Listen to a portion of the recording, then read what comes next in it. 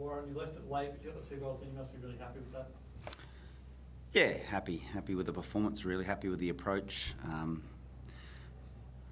think we're not happy with where we're at in the season, how it's gone, and we could point to many different factors, which are valid reasons why we are where we are, and and our struggles. But that just underlies a couple of things in regards to, I guess, excuses as well. So we had 8 games to go going into this match, and we spoke about playing a more attacking, aggressive style of football, which is more in keeping with what we want to do. And with players coming back now, we've been able to do that. And today was a much more aggressive approach from us, and I'm really pleased with the performance. You made 7 changes from the game midweek. Were you happy with the impact those guys made on the side? I think moving forward, I think the players that were selected for today can play the way we want to play. And a lot of them are younger players, but they can play. They have the capacity and the ability to play how we want them to play. So moving forwards, I said to the group after the Wellington game, those that can do it will play, those that can't won't. Cyrus Stevens starting again, was probably happy with his impact? Absolutely. I thought he was a threat all day long. He worked tirelessly for the team. He held it in, he got free kicks, he was a problem for them. The only thing he hasn't done yet is score. So, but that will come. Everything else in this game right now is helping the team, and that's the most important thing. One player who did score was Henry Hall. You must be really impressed with his continued development once again. Yeah, no, I think that's his 5th goal of the season now. So he's a real find for us, and he's a Queenslander, and we're really proud to bring players through that have been at the club and now getting their opportunity at A-League level. Obviously, you talk about it being more attacking approach, but also as well, you must be pleased with the defence only holding Newcastle 3 shots on goal and none on target. Yeah, but I think, when you play that kind of approach and you've got the players on the park that can do it, it's you're going to win the ball a lot more higher up the park, and you're going to keep them away from your goal, and I think that was really important. And defence today started from the top. But yeah, our back four were outstanding today, and Jordan Holmes, with what he had to do, he did well. And also as well, the right-hand side, Jack Hingett and later on Luka Ivanovic caused all sorts of problems for Newcastle's left-hand side. Obviously, Dylan Murnane and Lucas Moragas. Was that something that was looked at on the film, something nice, or is that just how it played out?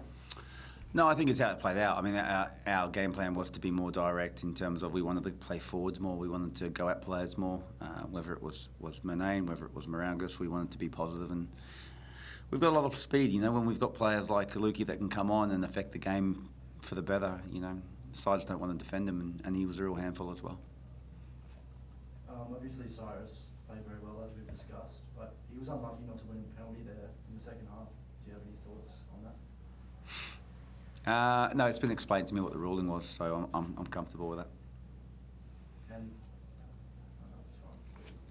Ed, I'll go to you.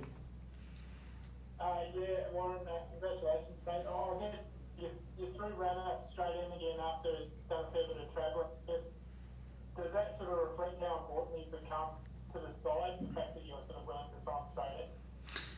Yeah, look, Ramit's really important to this team, and he provides ability on the ball and mobility and speed. And like I said, I can't be any more direct and clear in what I'm looking for moving forward with this group. I want speed, mobility, ability to work both ways, with and without the ball, and he provides that. So the fact that he's come back from Turkey and we've thrown him straight in says a lot about how we feel we look better as a team with him in the side. And how is he? Do you feel like he's learned it? I mean, it's only a couple of weeks, but do you feel like he's learned anything by the experience of sort of the travel and being part of the national team setup and stuff? Well, I think he'll learn what it feels like to come back from an international flight and then get chucked into an A-League game, and I think he'll learn from that. I think he, as much as we know he is a quality player, you could see he was a bit jaded, and then had to come off in that second half. So I'm sure sure that won't bother him. We've won the last 3 games that we've won. He's been in the side, so like I said, he's important to this team. And just for me, I think Jay got his 5th yellow card early in that first half. That's going to rule him out for the game against the Wanderers. Is he a really important player for you guys? How do you go about sort of replacing him? Yeah, that's disappointing. I didn't realise that was his 5th. So it's hard to replace your key players, right? But someone will step up. That's what they said on commentary anyway, so I could be wrong. Oh, well, we'll check it out. If you're right, well then shout you a beer. Micah? If it is, what would you do? Because he is such an important guy in this segment. Yeah, well, look, we'll probably, we'll ask Shane Steph to do that if he wants to put his boots on. I don't know. Well, no, look, in all seriousness, we'll just put someone else in. It's as simple as that. Like I said, I've been clear about how we want to play moving forwards. And someone will come in and have to do the job. I said this quite a bit last year. Jay's a key player for us. He's probably our best player. And every team relies on their key players to perform week in, week out. And Jay's no different. So, I hope you're wrong about that. But if it is, it's how it is. And someone will come in and try and do a good job for the team. Thanks. Marco? Well, am I right in saying that Jay's, since he's been here, well, I think he might have started all but one game in the A-League and he came off the bench in that game. Would this be his first game he's missed? I think you're right. Yeah, I remember the discussion. I know he was tired last year with those running games. It was Adelaide away, and I think it was our first penalty of the season when he was off the park as well. So, I remember the game and I remember the talk about it. So I think you might be right in that, Marco. Okay. And mate, I guess you said at the start just before you said good performance, but in terms, the season, I guess, is it? You said, with 8 games to go, you're going to play a bit more attacking. What's the sort of, in terms of that? Can you make a run for the like you've got a slim chance of making the final still? Is that at the back of the players' minds, or is it? Not really, mate. Look, I think we're at that point now where we're thinking about, there might be one eye on next year, and you saw tonight we brought young players on in key moments to expose them and to actually see what they've actually got.